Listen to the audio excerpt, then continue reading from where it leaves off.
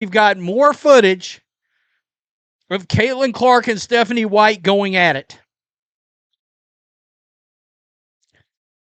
You know, my boy Rudy over at the Come On Now podcast said he believes the locker room may be fractured. I saw a comment a minute ago, and in fact, let me just look. I believe I retweeted it. Oh, she has lost the locker room. The fallout from Indiana Fever's blowout loss to the Portland Fire, an expansion team, continues to grow.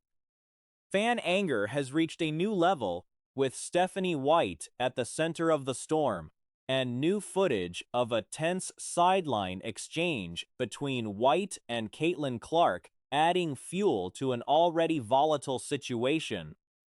Some analysts believe the locker room may be fractured, though players at the podium have stayed professional and diplomatic in their public comments. That polish, critics argue, is simply standard protocol and should not be read as a sign that all is well behind the scenes. Locker room. Talking about Stephanie White. Guys, we've seen this before when coaches have lost the locker room and the players have tuned them out. We may have an instance just like that. Look, a lot of the people that want to defend, and there are people defending last night's game, absurdly defending last night's game. I mean, if they want to stick their... The clip generating the most discussion shows White appearing to bench Clark in favor of Raven Johnson, with White's body language visibly tense in the moment. The game left observers confused, and the broader question being raised is whether the team has been entirely honest about Clark's availability and health, or whether something closer to a deliberate benching strategy has been at play. That theory is not new. Skeptics have pointed to multiple games this season where leads evaporated shortly after Clark was removed from the floor. The criticism of White extends beyond one bad night. I mean, if they want to stick their head up their own ass and pretend that the sun just set, okay, I mean, that's on you. There's a 5-alarm fire going on right now. These players are not going to get on a podium in a press conference, and they're not going to drown their coach publicly.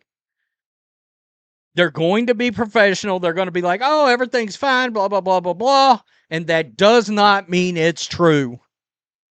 Her tenure at Vanderbilt is being revisited, where she is said to have driven top talent away from the program before ultimately being let go. The parallel being drawn is that White may not be suited to coaching rosters built around a singular dominant force, hers, that her preferred system favors interchangeable players operating in a controlled, loose, uniform structure, rather than empowering a superstar to shape the game. Roster construction is also under fire. Many fans noted during the offseason that the team was being filled primarily with players who had existing ties to White rather than those who best complemented Clark's strengths. It's fine, blah, blah, blah, blah, blah, and that does not mean it's true. They're playing the game. Stephanie White and Caitlin Clark last night.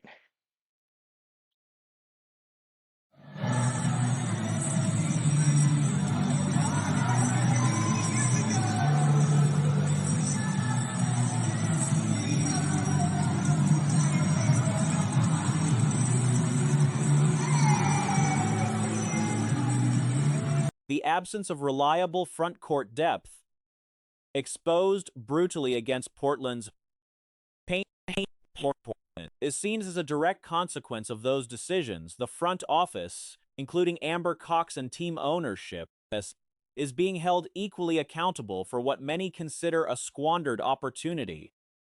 The broadcast numbers reinforce the concern.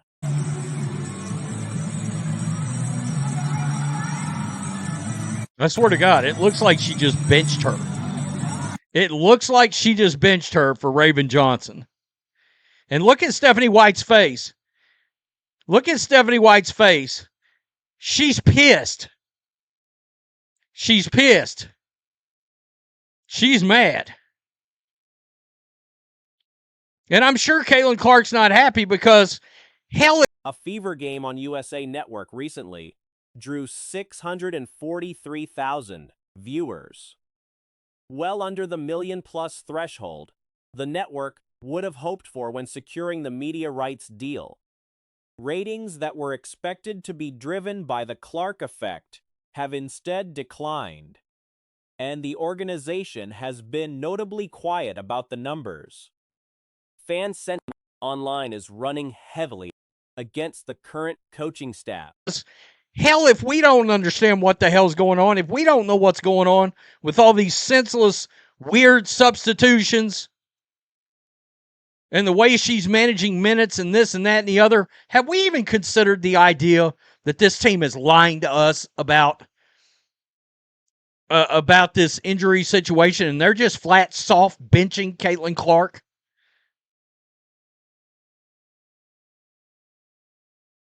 I've said no. The recurring argument is simple.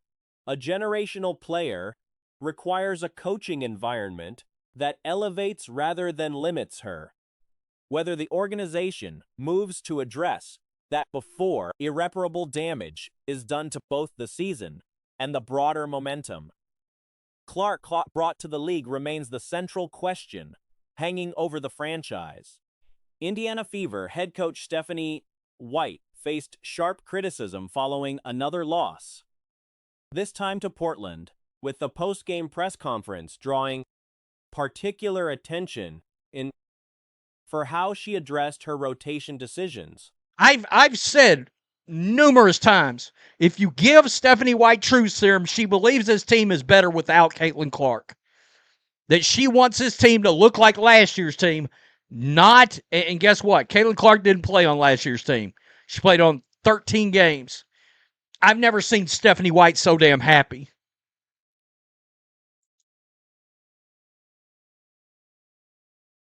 I guess somebody, I saw a post from Ben Daniel earlier. Somebody had brought up Tom. The game unraveled quickly. The Fever had jumped out to an 8-2 lead before Portland flipped the momentum entirely, going on a 13-2 run immediately after Caitlin Clark and Aliyah Boston were pulled from the floor at the 6:30 mark of the first quarter. The team never recovered from that stretch, and the deficit proved too large to climb back from. Tom Brady and Bill Belichick going at it. Bill Belichick's got 8 Super Bowl rings. Stephanie White once took a flamethrower to the Vanderbilt college basketball program, and her best talent up and left the program over her. Go look it up. She took a flamethrower. She buried the program till they got rid of her ass. Her best players left, got the hell out of there. White's explanation for the early substitutions centered on Boston's ongoing restrictions, noting that Aliyah is still managing limitations that dictate when she comes out of games. She also described it as part of a standard rotation pattern, one exception being the Golden State game where Clark was kept on the floor longer specifically because Raven Johnson was also out and the team needed a ball handler available. That reason did little to satisfy outside observers, particularly given that the Fever also lost the Golden State game, raising questions about whether the same substitution logic contributed to that result as well. So that's why she's coming out. And that's typically around the same time that we've taken out Caitlin before. We did it in Golden State because, quite honestly, we didn't want Raven in that environment without another ball handler on the floor. But that's been our typical substitution pattern. Didn't y'all lose the last game to Golden State? And maybe part of the reason you lost the damn game is because of this. Your substitution patterns. When asked what changed after Portland called timeout and seized control, White said the opponent simply outworked Indiana, that Portland was the more urgent team, more disruptive on defense, more decisive on offense. She acknowledged that her team's competitive spirit fell short that night. After Portland erupted for 37 points in the third quarter, she pointed to slow rotations as a factor, framing it around the team's internal standard of being active, aware, and anticipating. Principles, she said, were not executed with enough sharpness. Ocean pattern, Stephanie! At this point, the Indiana Fever has to fire Stephanie White. I mean, there is no excuse, no reason in hell to keep her as your coach, to keep her basketball team. Guys, listen to this. Listen to this bullshit. You guys started on an 8-2 run, and then after Portland took a timeout, kind of just flipped the script. Just what changed, either on their end or on your end? Foul trouble compounded the problems. Cork picked up her fourth foul in the third quarter, and Raven Johnson did as well, stripping the team of its primary ball handlers at a critical point in the game. White acknowledged how damaging that is to a rotation and credited Portland for deliberately attacking the matchups that forced those situations. Timeout kind of just flipped the script. Just what changed, either on their end or on your end? I just thought they were the hungrier team. I thought that they played with a relentless, effort, a relentless pursuit to get to what they wanted, to be disruptive on defense, to get to their spots on offense. I thought their competitive spirit was better than ours. And Caitlin had 3 assists in the first 3 minutes of the game. Then both her and Aaliyah checked out, I think, around the 6:30 mark. Then Portland went on a 13-2 run. Just what was the reasoning for checking them out, or did either of them request a sub? On the perimeter shooting struggles, White noted the team has not knocked down threes consistently all season. She pointed to timing issues, passes arriving a beat too late, forcing receivers to adjust rather than shooting in rhythm, and suggested the early game approach should lean more toward attacking the paint and drawing fouls before relying on outside shots.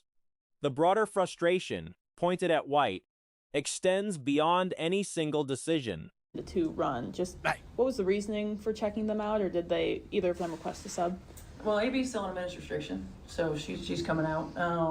And typically that's around the same time that we've been taking Caitlin out before. We didn't in Golden State, just because, quite honestly, we did Raven in that environment without another ball handler on the floor. So that's been our... Raven has to develop. Raven got to play. You got to put her out there. There is no Raven in that environment. Let her play. Ain't this why you drafted her? typical substitution pattern. And kind of on that as well, Caitlin picked up her 4th foul, had to come out in the 3rd. Raven.